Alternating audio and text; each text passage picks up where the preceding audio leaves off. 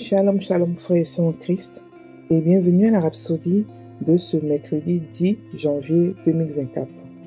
La rhapsodie est écrite par le pasteur Chris Oyaki Lomé, et la lecture, l'explication vous est offerte par les vérités de l'Évangile. Le thème d'aujourd'hui est renverser leurs ténèbres. Alléluia. Et le verset est pris de 2 Corinthiens 4, verset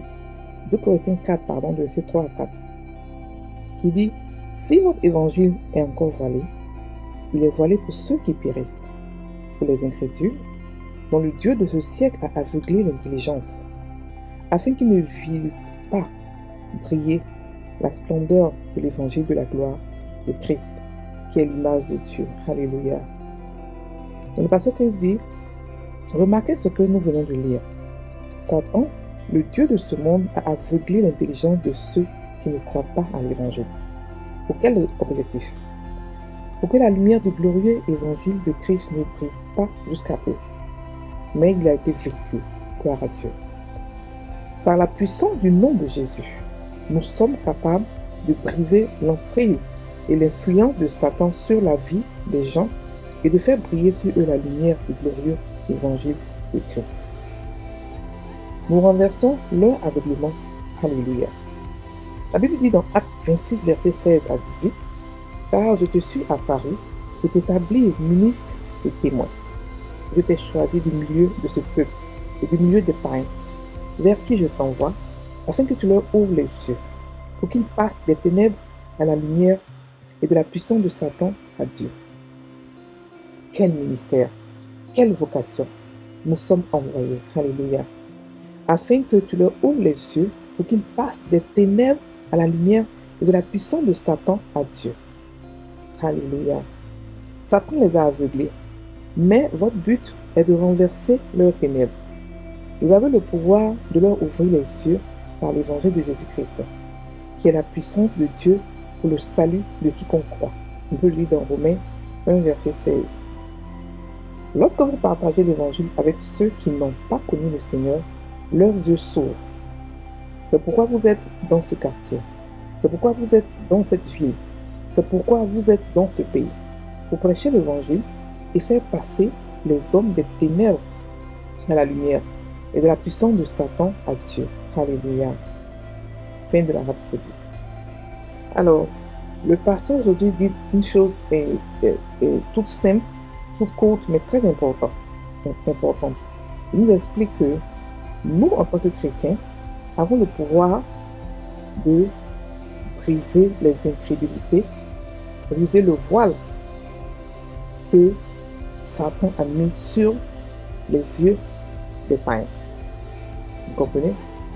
Donc ici, il explique que, d'abord le verset de Betty, je vais le relire, parce que ce verset-là peut être mal interprété. Il nous dit que si notre évangile est encore voilé, il est voilé pour ceux qui périssent. Ça ne veut pas dire que les gens qui sont là, qui sont prédestinés à périr, et que c'est pour eux que c'est voilé. Non, il veut dire par là que le monde entier, tous ceux qui n'ont pas connu Jésus sont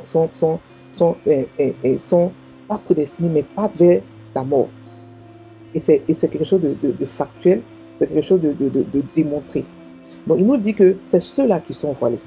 C'est ceux-là, c'est-à-dire que c'est ceux qui n'ont pas connu Jésus, qui n'ont pas accepté Christ, qui ne savent même pas qu'il y a une Christ, c'est ceux-là qui sont aveuglés. Il les aveugle comment?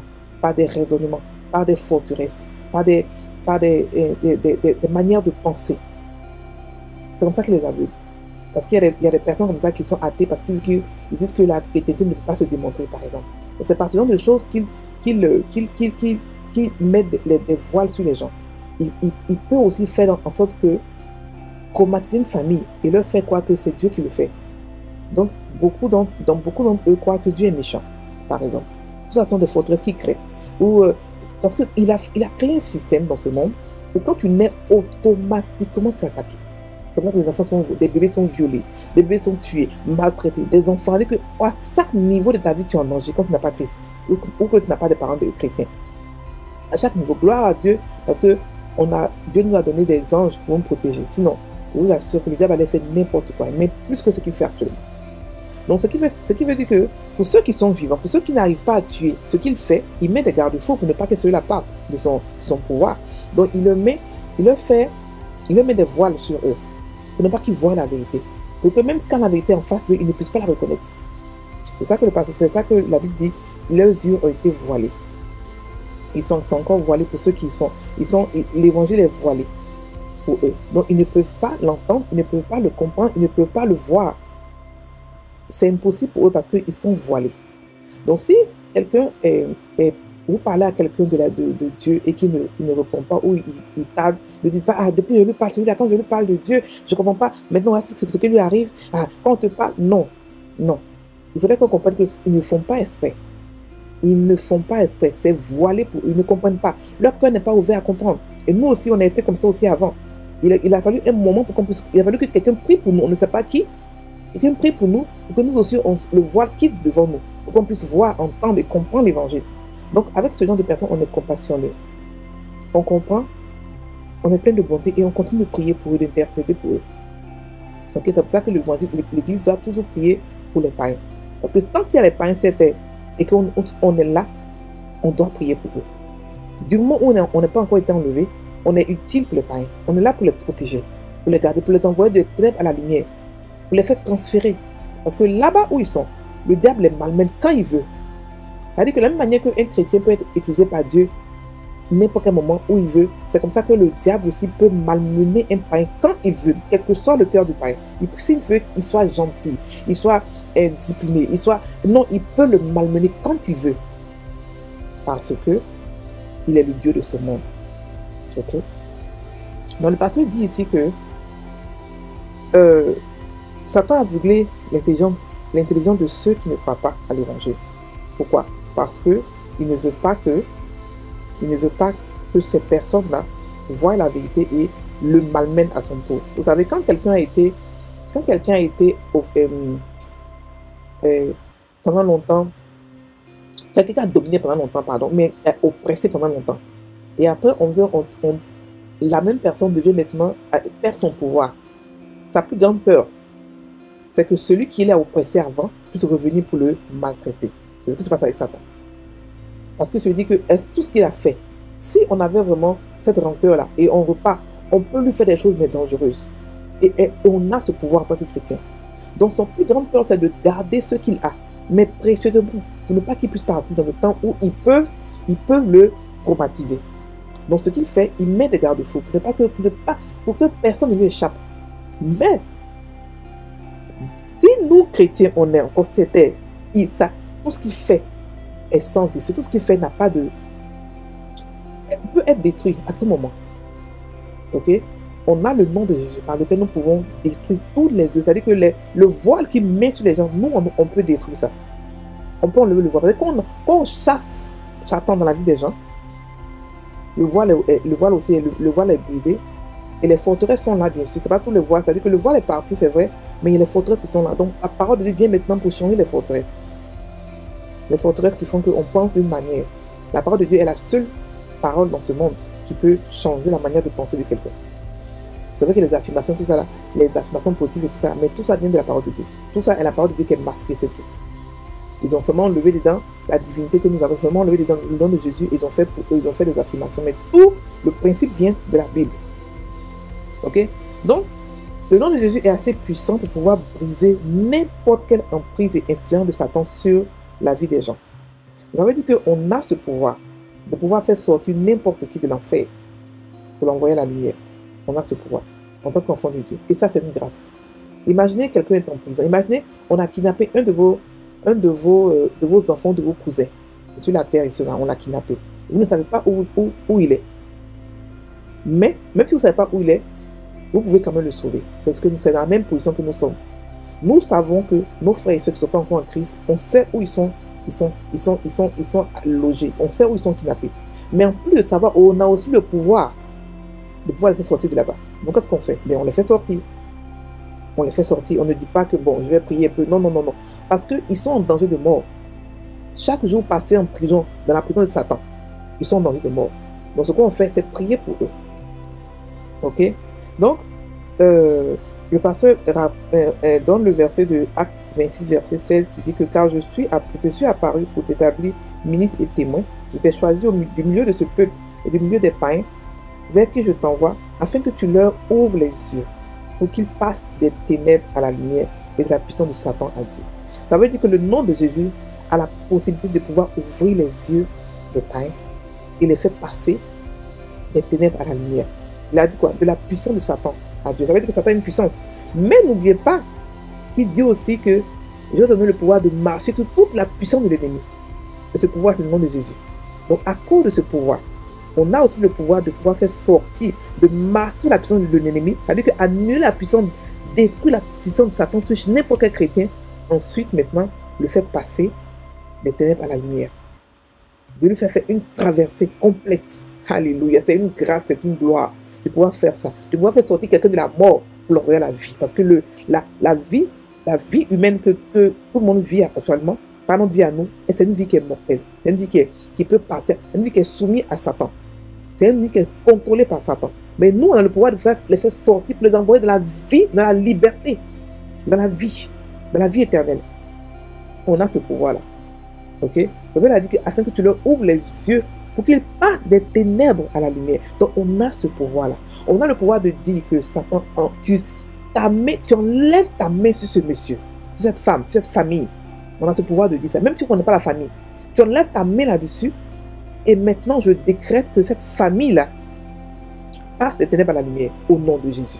Tout simplement. Alléluia. Vous comprenez comment notre ministère, il est grand, il est puissant, il est simple. Et Dieu nous envoie dans l'intercession pour encore prier un peu plus pour la famille, pour comprendre qu'est-ce qu'il y a à briser spirituellement, quelles sont les forteresses, quel est le problème qu'il a à briser, à régler. Donc on apporte la solution. Il y a tellement de familles qui sont malmenées par Satan.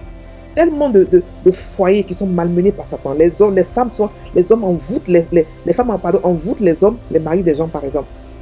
Détruisent les familles, mentent que celui-là est sorcier, celui-là n'est pas sorcier, celui-là est comme ceci. Il y a tellement de fautes qui se passent dans les familles, frères et sœurs en Christ. Et la Bible nous dit que Jésus, lorsqu'il était là, on n'a pas entendu qu'un de ses disciples a perdu sa tante, sa cousine, parce qu'il tenait tout le monde dans la main. La mort avait peur d'être là où il était, parce qu'il est la vie. Donc, où il y a la vie, la mort ne peut pas rester. Et on est pareil comme la Bible, que il est tel que nous sommes. Ça veut dire que chacun de nous a la possibilité de pouvoir apporter la vie partout. Dans les familles, la résurrection, la solution. Dans toutes les familles du monde entier. Une famille à laquelle vous êtes exposé, elle est contaminée, elle ne peut rien faire. C'est-à-dire que quand quelqu'un rencontre votre chemin, il faudrait qu'il sache qu'il a rencontré la vie. Il est impossible pour lui de retourner dans la mort pendant que vous êtes la vie, que vous transportez la vie. C'est ce que ça veut dire. Ça veut dire qu'on transporte la vie et on a le nom de Jésus. Maintenant, le pasteur nous dit quoi? Il nous dit que quand on a fini de renverser les ténèbres là, qu'est-ce qu'on fait maintenant? On a le pouvoir d'ouvrir les yeux par l'évangile. La parole de Dieu a le pouvoir de pouvoir ouvrir. C'est-à-dire qu'on chasse Satan. Ensuite, qu'est-ce qu'on fait? On leur ouvre les yeux. On leur donne l'évangile. On les nourrit, on les fait grandir. Et c'est comme ça que le voile part. C'est comme ça que le pouvoir de Satan est annulé, détruit devant eux. Donc ne vous fâchez pas contre ceux pour lesquels vous priez et que rien ne se passe. Chassez Satan. Il y a beaucoup de manières que Dieu peut vous diriger. Il peut aussi vous diriger pour aller le chasser ou pour prier pour la personne intensément. Mais ici, on nous dit qu'on le chasse. On le chasse, surtout quand on sait qu'on a essayé plusieurs fois à parler et que rien ne se passe, que son cœur est encore voilé. Ça veut dire que quelque part, il est sous l'emprise de Satan, mais de manière spéciale. Donc, qu'est-ce qu'on fait? C'est simple. On chasse Satan et on lui parle de l'évangile.